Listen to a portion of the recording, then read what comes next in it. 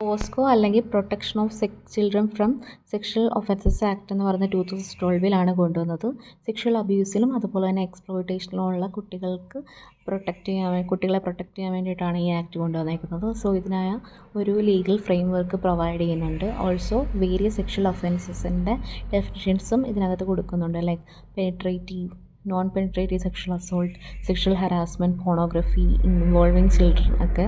അതുപോലെ തന്നെ ഇതിനകത്ത് സ്പെഷ്യൽ കോർട്സിൻ്റെ എസ്റ്റാബ്ലിഷ്മെൻ്റ് ഉണ്ട്. സോ അങ്ങനെ കുട്ടികൾക്കെതിരെയുള്ള ക്രൈംസിന് ഒരു ടൈംലി ജസ്റ്റിസ് കൊടുക്കാൻ വേണ്ടിയിട്ടും വിക്ടിംസിൻ്റെ ട്രോമ റെഡ്യൂസ് ചെയ്യാൻ വേണ്ടിയിട്ടും അതുപോലെ തന്നെ സെക്ഷൽ ഒഫൻസസിന് ഒരു സ്പീഡി ട്രയൽ കൊണ്ടുവരാൻ വേണ്ടിയിട്ടും ഓൾസോ ചൈൽഡ് ഫ്രണ്ട്ലി പ്രൊസീജിയേഴ്സ് ഇതിന് ഒരു ഫോക്കസാണ്. ഓൾസോ ഈ പണിഷ്മെൻറ്റ്സ് എന്ന് പറയുമ്പോൾ ഇംപ്രിസ്മെൻറ്റ് റേഞ്ചിങ് 3 വർഷം മുതൽ ലൈഫ് ടൈം ഇംപ്രിസൺമെൻറ്റ് ഉണ്ടായിരിക്കും.